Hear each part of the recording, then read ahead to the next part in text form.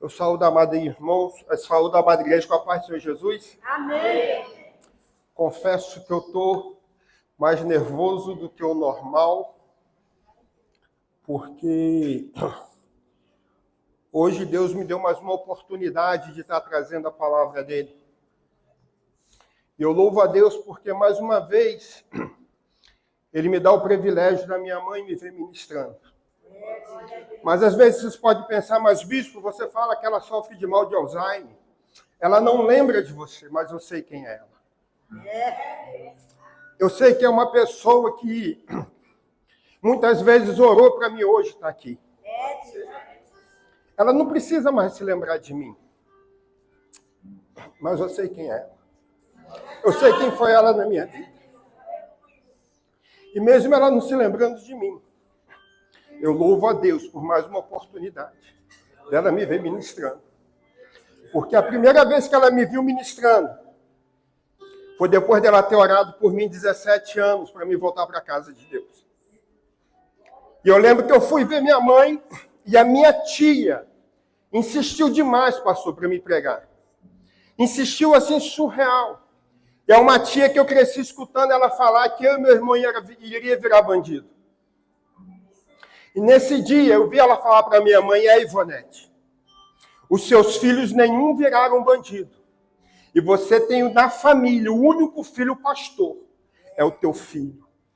Mas a honra não é para mim, a glória não é para mim, é porque teve uma pessoa que bateu o joelho no chão durante 17 anos. Muitas das vezes sem saber se eu estava vivo, se eu estava morto, por onde eu estava andando. Mas Deus tinha feito uma promessa para ela, que ela não iria partir sem ver seu filho na casa de Deus.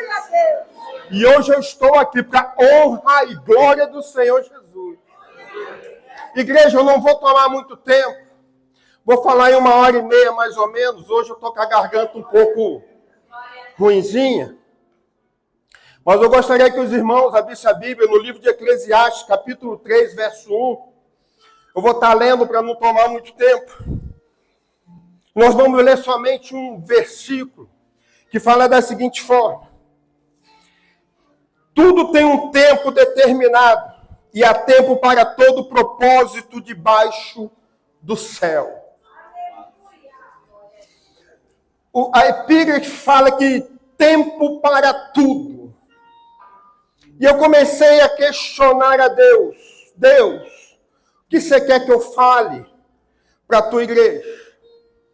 Porque quando o pastor Samuel me fez o convite, eu falei assim, tal dia eu não vou estar aqui. Aí ele falou, e tal data? Eu falei, tal data não dá, que tal data é segunda-feira. Aí Deus começou a me confrontar. Porque outrora atrás, anos atrás, há mais ou menos 8 anos atrás, eu fui chamado para fazer um culto de ação e graça. E minha vida estava de cabeça para baixo nesse tempo. E eu pego o telefone, eu ligo para minha pastora na época, ela fala assim, ei, ninguém te obrigou a você aceitar a sua unção. Eu não te obriguei a você ser ungido. Eu não fui na sua casa para te ungir. Mas você aceitou o seu chamado. Então você guarda a sua dor e vai cuidar da ovelha que está te chamando. Então eu entendi que chamado é confronto. Chamado é a minha vontade contra a vontade soberana de Deus. A minha vontade era de não pregar. Mas é a vontade soberana de Deus que confronta a minha vontade. Aí eu falei assim, Deus, o que você quer que eu falo para a tua igreja? Nós vamos falar de um homem chamado Moisés, o maior líder da história do cristianismo de todos os tempos. Se fosse dar um título, eu daria as 3 fases da vida de Moisés. E para nós entendermos um pouco sobre as fases da vida de Moisés, nós temos que voltar um pouco atrás, porque Deus faz uma promessa a Abrão. E Deus fala da seguinte forma, no livro de Gênesis, capítulo 15, versos 5, 13 e 14.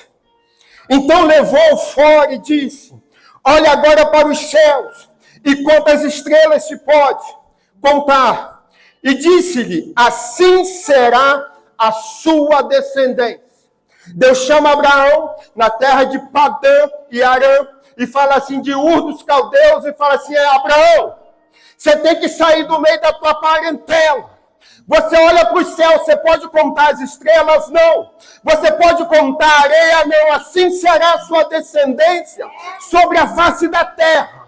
Então, Abraão tinha cerca de 75 anos, quando Deus faz essa promessa para ele. Abraão já está em Canaã. Aí Deus vai e chama ele de novo, no verso 15. No verso 13.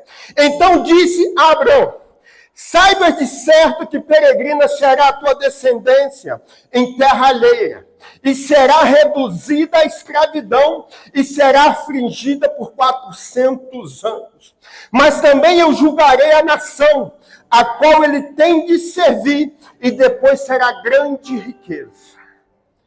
Então Deus faz uma promessa a Abraão. 10 anos, cerca de 10 anos depois, ele fala, mas a sua descendência será peregrina. A sua descendência será escrava. A sua descendência será afligida.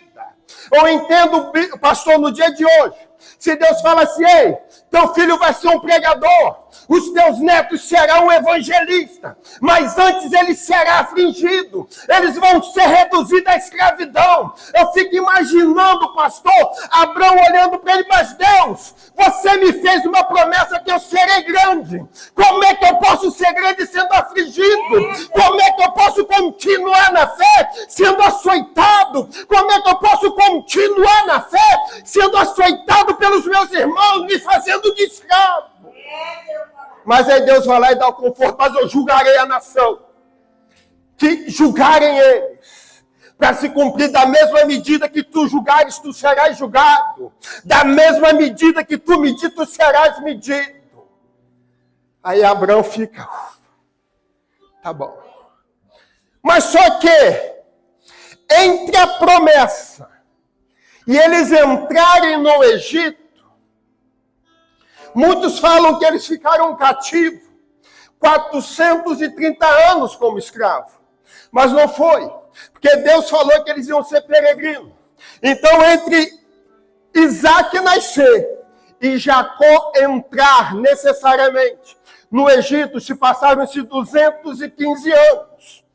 Então, depois de 215 anos, eles peregrinando por terras estranhas, por terra alheia, veio-se grande fome sobre a nação. E eles foram lá no Egito, atrás de alimentos. Mas só que quando eles chegam no Egito, José, ele está reinando. Mas eles não reconhecem o irmão. E se nós formos ver, eles entraram no Egito. E até entre eles entrarem no Egito e José morrer, se passaram cerca de 71 anos. Bispo, o que você quer falar com isso? Imagine que quando Jesus está lá conversando com Pedro, você não me fala no livro de Mateus, aí questiona assim, aí Pedro fala assim, Jesus, quantas vezes eu devo perdoar o meu irmão? 70. Aí Jesus fala assim, não 70, Pedro, mas 70 vezes 7. Aí todo mundo faz aquela continha, 7 vezes 7. Não é isso? Mas só que no livro de Salmos, vai me falar que foi dado ao homem viver sobre a face da terra 70 anos. Uns um pouco mais, outro um pouco menos. Então eu entendo que José viveu 71 anos, perdoando os irmãos deles, que jogaram ele no poço, falaram que mataram, venderam ele como escravo, para se cumprir a palavra de Deus, que eu tenho que passar uma vida perdoando o meu irmão, não é uma nem duas, mas 70 vezes 7, o tempo que eu tiver na face da terra eu tenho que perdoar. Porque se foi dado ao homem viver 70 anos sobre a face da terra, depois que ele encontrou os irmãos, ele viveu 71 anos sabendo que os irmãos venderam, roubaram, zombaram dele. Ele viveu perdoando. Foi 70 anos da vida dele perdoando o irmão que vendeu ele. Perdoando o irmão que queria colocar a túnica dele. Perdoando o irmão que falou assim, ei, vamos jogar sangue em cima dele e falar que veio uma besta fera e trucidou ele. Mas foram 71 anos. E o texto vai nos falar que entre eles entrarem no Egito, José morre. Já se passaram esses 71 anos. Entre José morrer e Moisés nascer, se passam cerca de 64 anos. É quando já tinha um outro faraó reinando e não conhecia a história de José, aonde começou a fazer o povo de escravo. Moisés nasce. Começa a primeira fase de Moisés. Os primeiros 40 anos de Moisés. A primeira fase da vida de Moisés foi marcada por sua formação no palácio, onde desfrutou de privilégios, conforto no palácio. Moisés teve acesso a recurso, luxo, mas também enfrentou a falta de uma identidade verdadeira e o desconhecimento do propósito divino para a sua vida. Essa foi crucial para Moisés, pois ajudou a moldar sua atitude e prepará-lo para a missão de libertação do povo hebreu. Imagine Moisés, ele nasce sob embaixo de um decreto que todos os meninos deveriam ser mortos.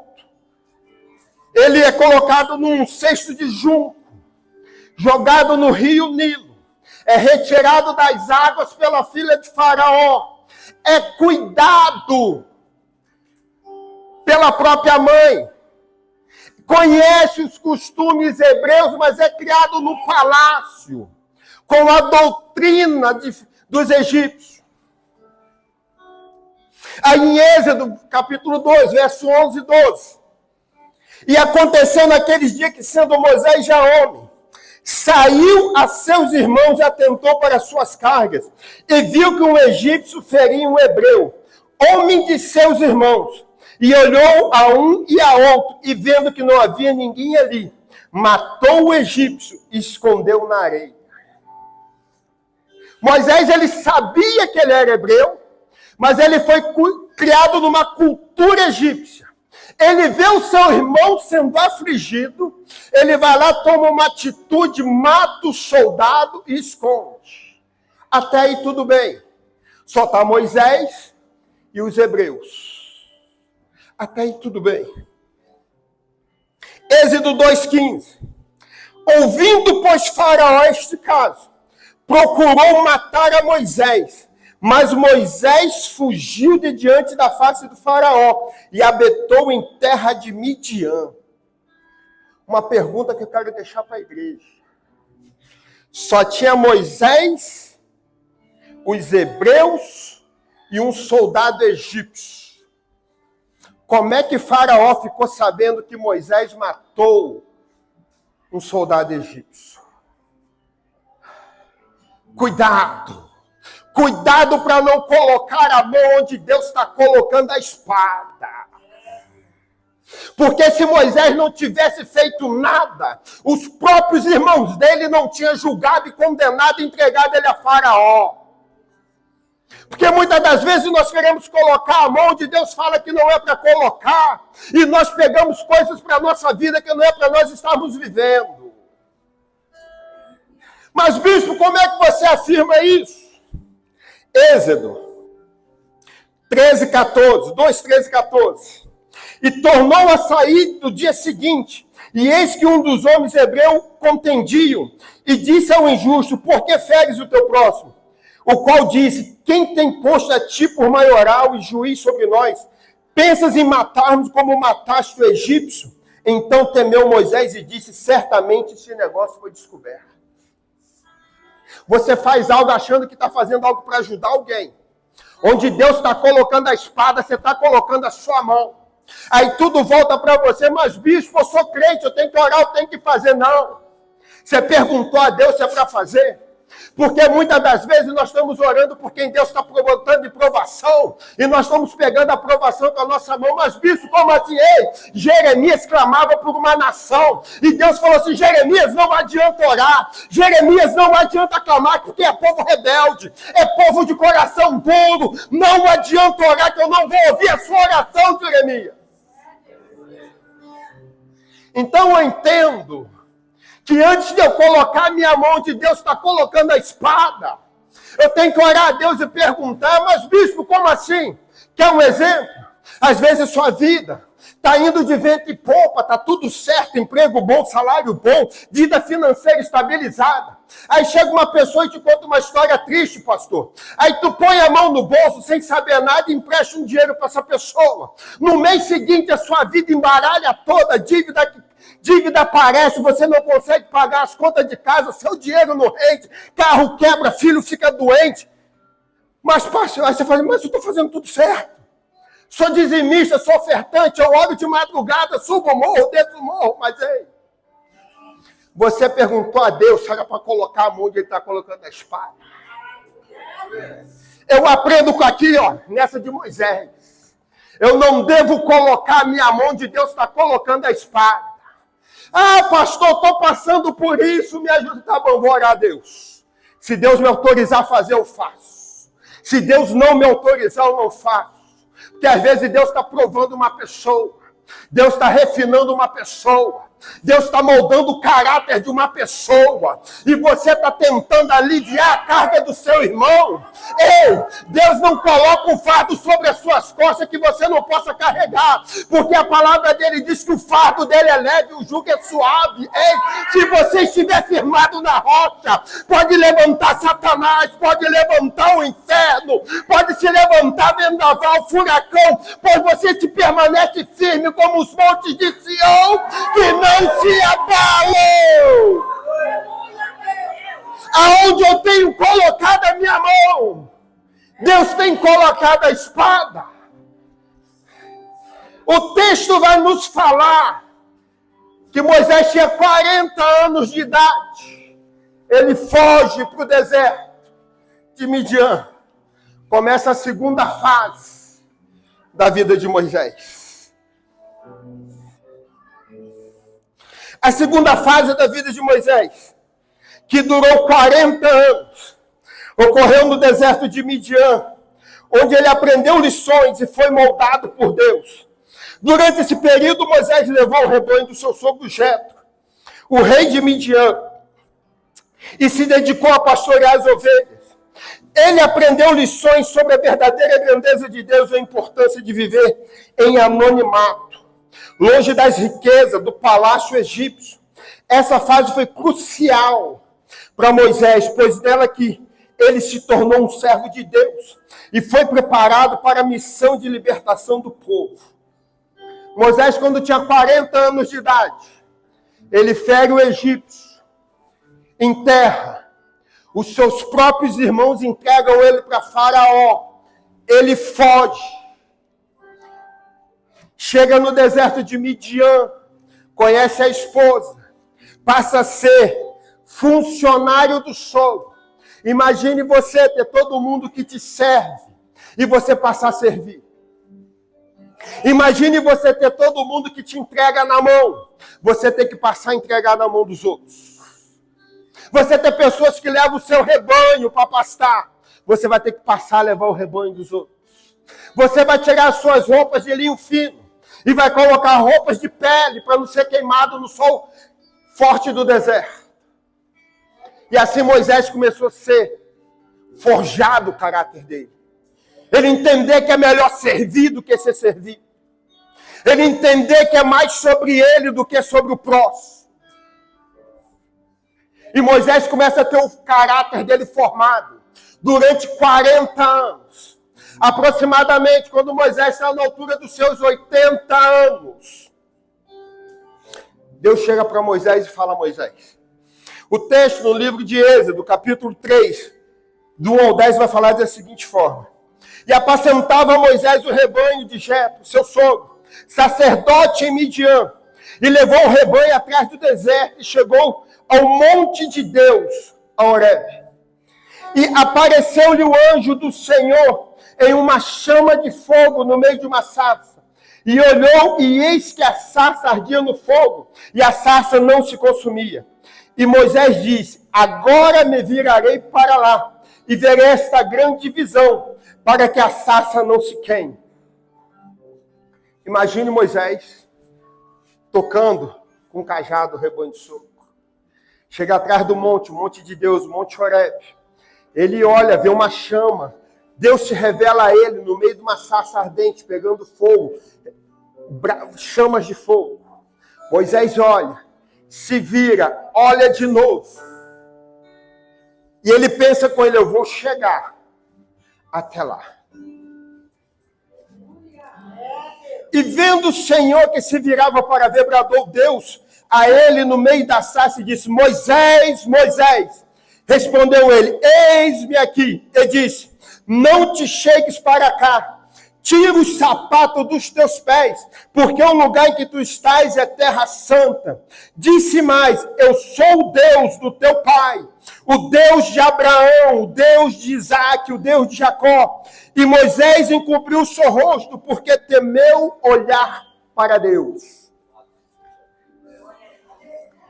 Se nós formos ver, Moisés mudou suas vestes, mudou seu jeito de ser, mudou seu jeito de falar, mudou seu jeito de andar, mas ele ainda tinha coisa do Egito com ele.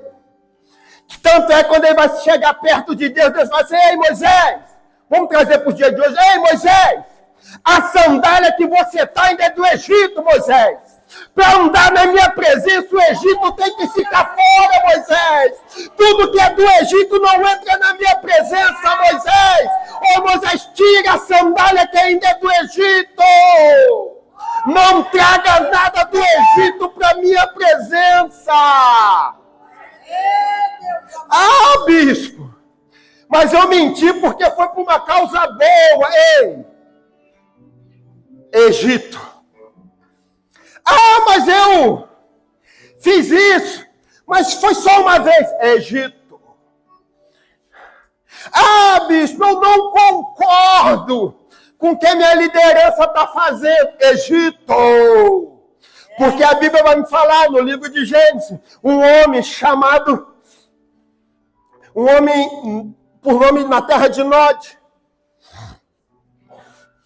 Ele fala assim, neto de Noé, façamos uma torre tão alta que toque aos céus. Porque se Deus decidir novamente acabar com o mundo com água, nós estamos numa fortaleza. O texto vai nos falar que Deus fala assim, eu vi que o povo era uma linguagem só.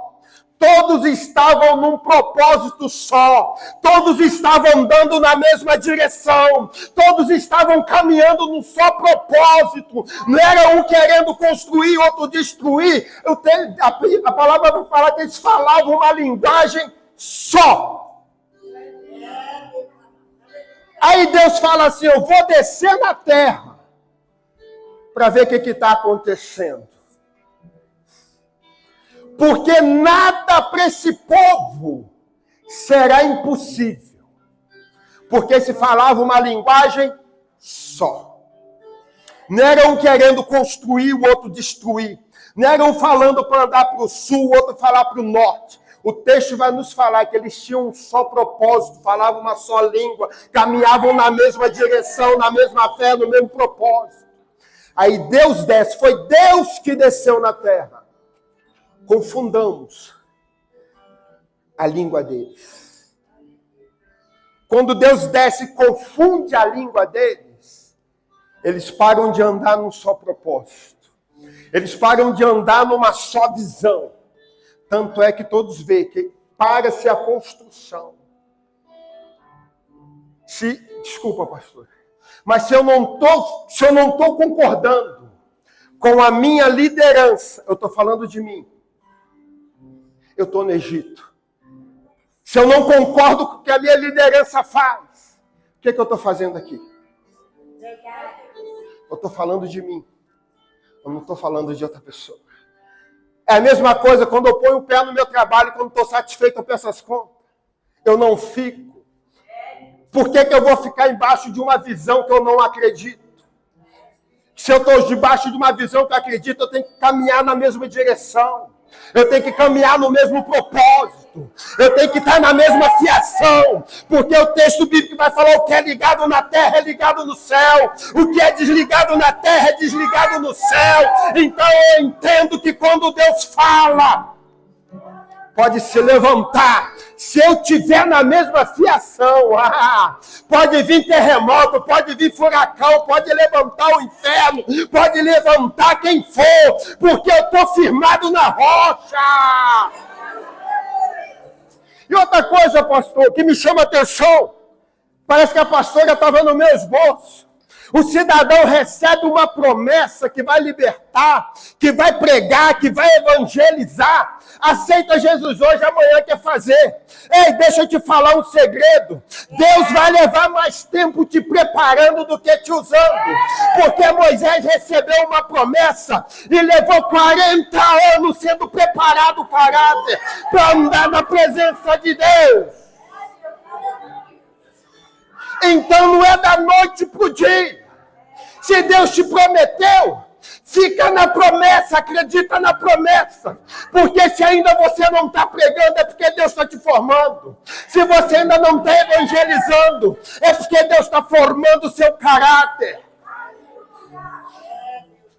Moisés leva 40 anos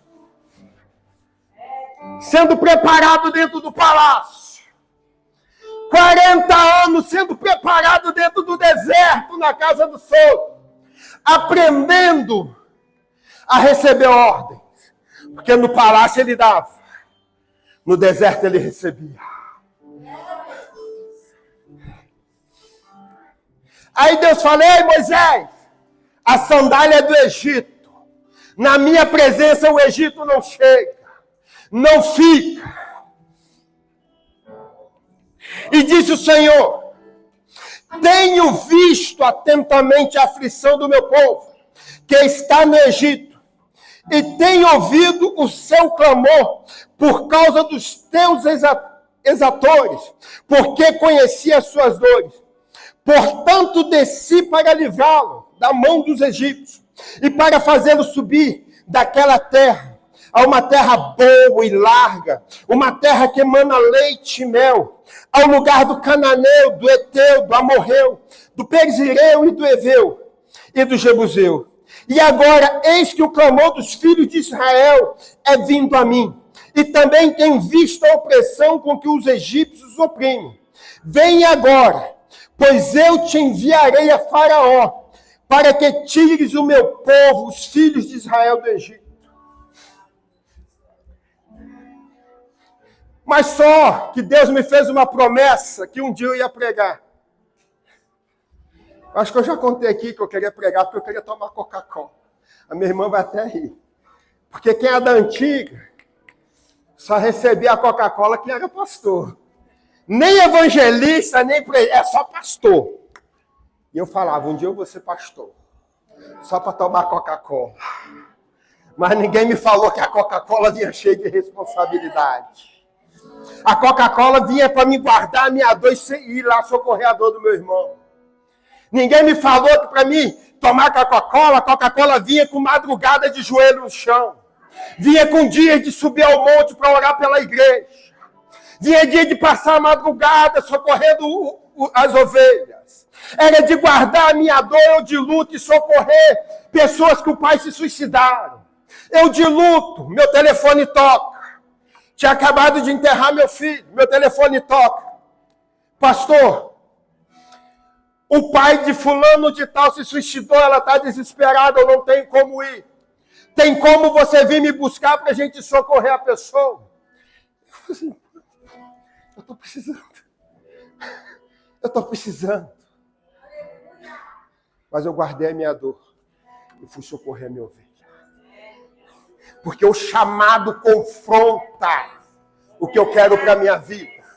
O chamado bate de frente com o que eu desejo. O chamado me leva a entender que a vontade de Deus é soberana sobre a minha vida. O meu chamado me leva a entender que eu querendo ou não querendo, eu tentando desistir, eu tentando parar, eu tentando jogar tudo pro alto, o chamado de Deus vai se cumprir sobre a minha vida, porque quem é chamado, quem é escolhido, não tem escolha. Mas bispo, como é que você fala assim? Ei, Davi foi um homem que lutou várias batalhas para Deus, mas o pecado dele, Deus não excluiu ele completou a obra dele. Sansão pecou diante de Deus, Deus não levantou o outro, levou ele até o fim. Então, se você tem um chamado, se você pensa que você vai pecar e Deus vai desistir de você, não. Que o cabelo de Sansão voltou a crescer. A misericórdia sobre a vida de Davi voltou novamente. Paulo, quantas vezes Paulo tentou desistir, mas a misericórdia de Deus foi sobre a vida dele de novo. Pedro desistiu, negou a Jesus 3 vezes, Deus não levantou outro. Quando ele voltou para o barco, Deus teve um encontro com ele. Não pensa que você vai desistir do seu chamado, que Deus vai levantar outro para fazer, que não vai não. Ei, o chamado é teu, o propósito é teu, a tua vida, o propósito está na tua mão. Sabe por que eu estou falando isso? Porque Moisés, quando Deus fala para ele, Moisés, eu vou mandar você libertar meu povo. Nos dias de hoje nós temos a síndrome de Moisés. Cada solução que Deus arruma, eu arrumo um propósito diferente, um problema diferente. Aí Deus fala, eu vou mandar você, eu não sei falar. Tá bom, eu arrumo uma pessoa para falar com você, vai Arão, seu irmão, 3 anos mais velho.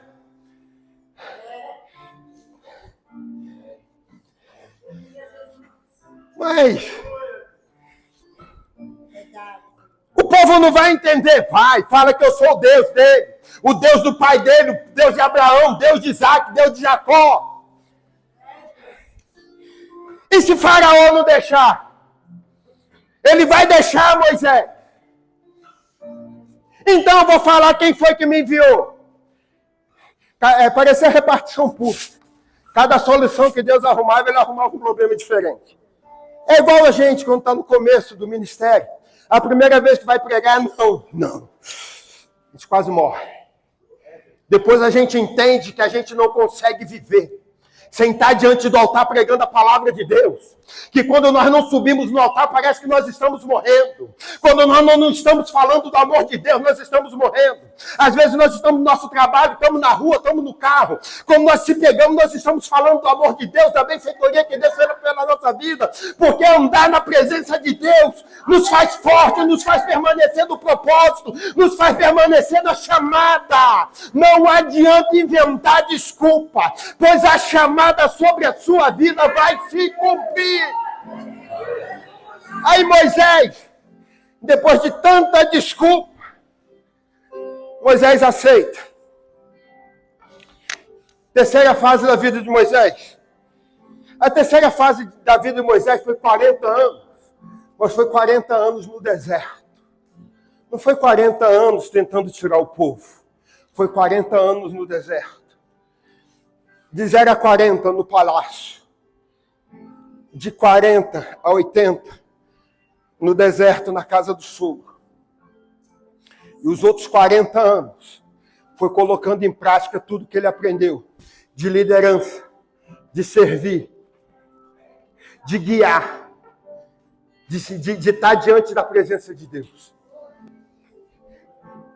Terceira fase da vida de Moisés, 40 anos. A terceira fase da vida de Moisés ocorreu durante 40 anos que ele passou no deserto, onde ele aprendeu a importância da simplicidade e da dependência de Deus. Durante esse período, Moisés se tornou um pastor de ovelhas, enfrentou desafios que moldaram como um líder. Ele aprendeu que verdadeira grandeza vem de Deus, não das circunstâncias terrenas, e que a libertação do povo de Israel era um propósito divino. Essa fase foi fundamental para entender que Moisés se preparou para a sua missão de libertação e como se tornou um exemplo de fé e coragem. Mas só que Moisés, durante 40 anos, ele passou alguns desafios. Eu separei alguns desafios para a gente falar sobre esses desafios. O primeiro desafio foi o desafio do Mar Vermelho, que está no livro de Êxodo 14, do 10 ao 16, que vai falar da seguinte forma.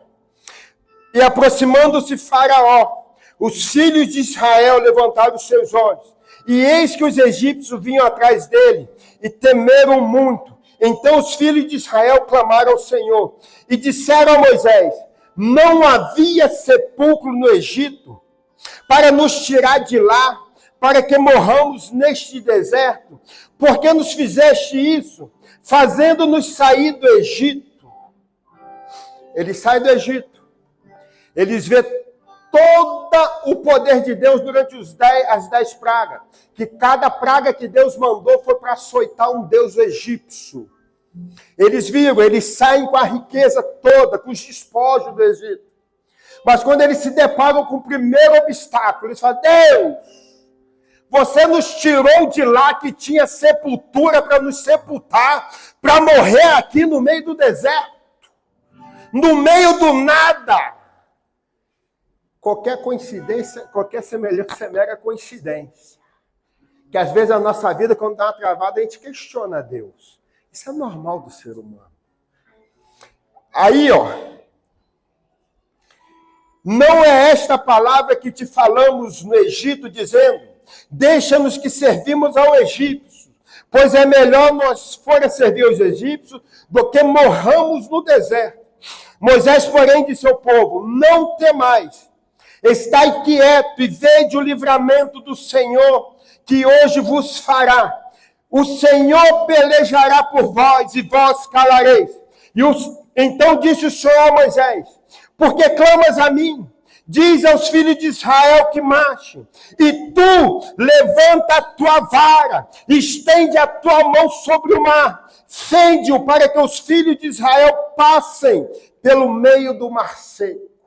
Imagine Moisés, o povo reclamando no ouvido dele, falando que vai morrer. E ele fala: ei, não precisa reclamar, não precisa pelejar, fica calado, Deus vai fazer, Deus vai te dar vitória, Deus vai acontecer. Aí ele vai lá, clama a Deus, Deus manda abrir, levantar o cajado, o mar se abre, o povo passa. Se nós formos ler o texto, vai falar que chegou do outro lado, eles estavam cantando.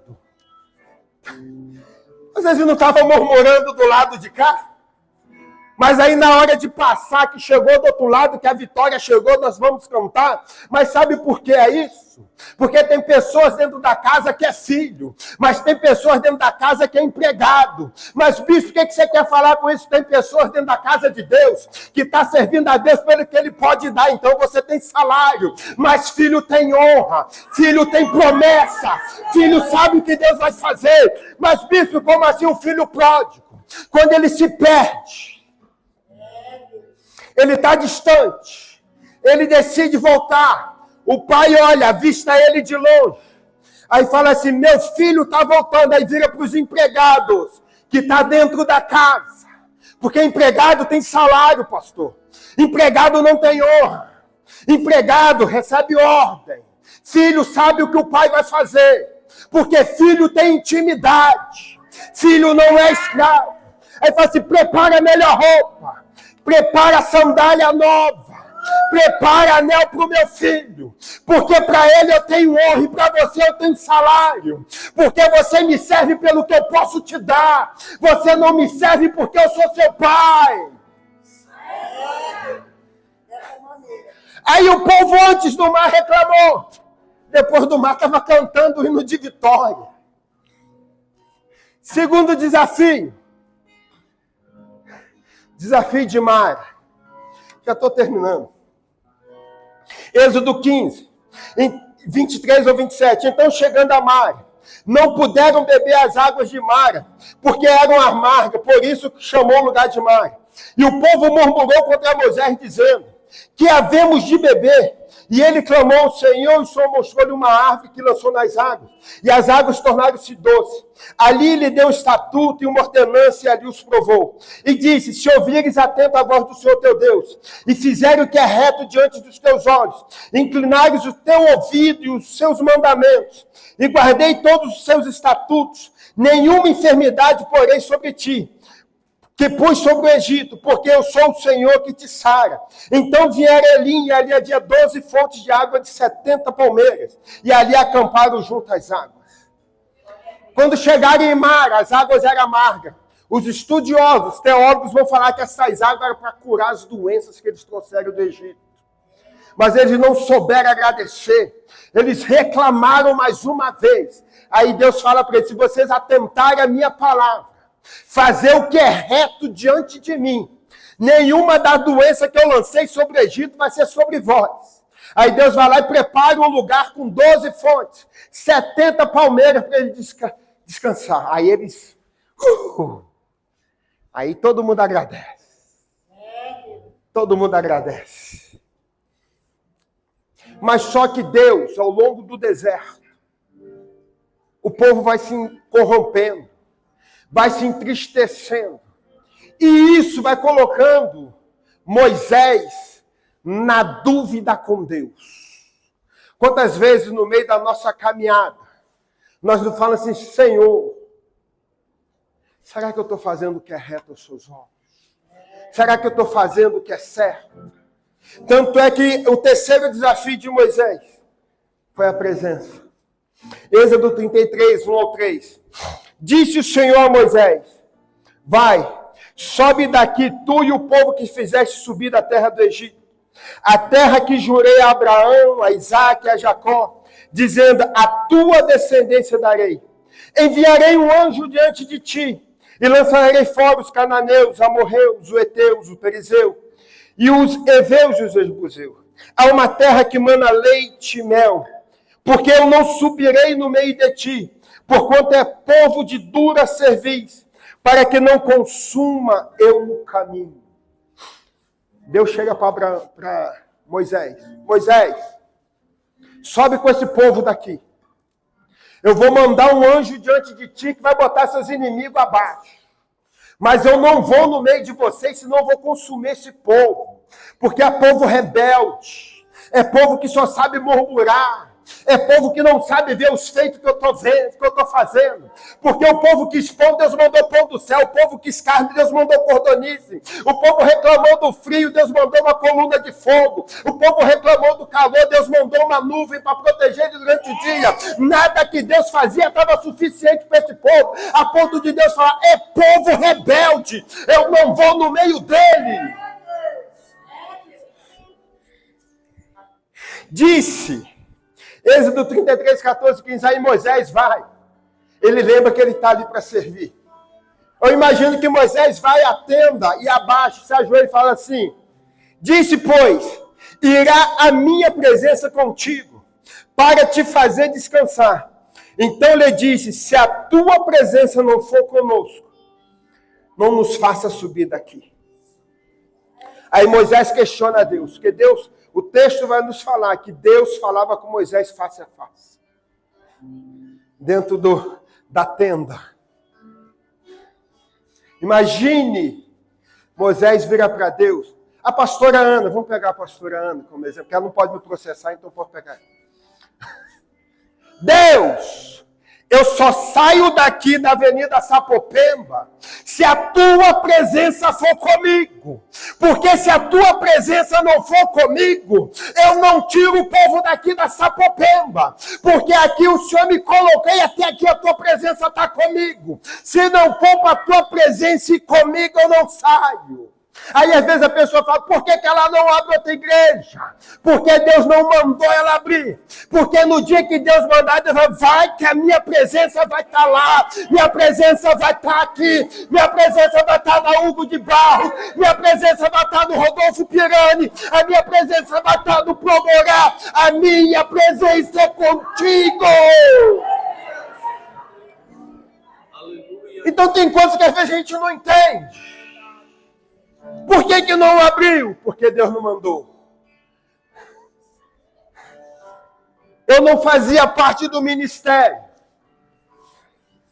Mas eu acredito que até para comprar aqui, teve oração, teve propósito, teve resposta, teve confirmação da resposta, que era para comprar aqui.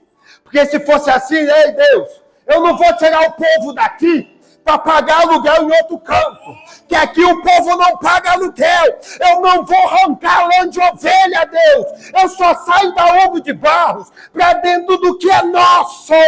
Porque o Senhor prometeu. Eu não sei quantos anos passaram, mas se manteve firme no propósito. E a promessa se cumpriu. Aí, vamos voltar para o texto que eu já estou estourando. Aí a fé de Moisés estava tão abalada que Moisés questiona Deus. E depois que Moisés questiona Deus, ele faz um pedido. Em Êxodo 33, 18, 19. Então ele diz: rogo-te que me mostre a tua glória. Porém ele disse: eu farei passar toda a minha bondade por diante de ti, e proclamarei o nome do Senhor diante de ti. Quantas vezes nós pedimos: Deus, no longo da caminhada nos renova, me faça voltar ao primeiro amor. Aí eu fico pensando, por que Moisés pediu para Deus se revelar a ele? Se quando ele tinha a altura dos seus 80 anos, Deus se revelou a ele numa sarça ardente e falou com ele pela primeira vez. E ele viu toda a glória de Deus. Será que durante 40 anos de caminhada, a fé dele se enfraqueceu a ponto de ele não conhecer mais a voz de Deus?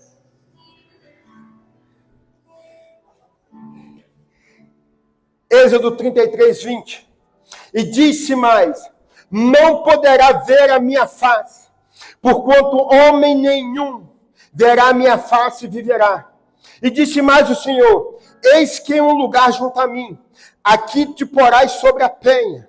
E acontecerá que quando a minha glória passar, porei-te numa fenda da penha e cobrirei a minha mão, até que haja passado. E havendo eu tirado a minha mão, me verás pelas costas, mas a minha face não verá.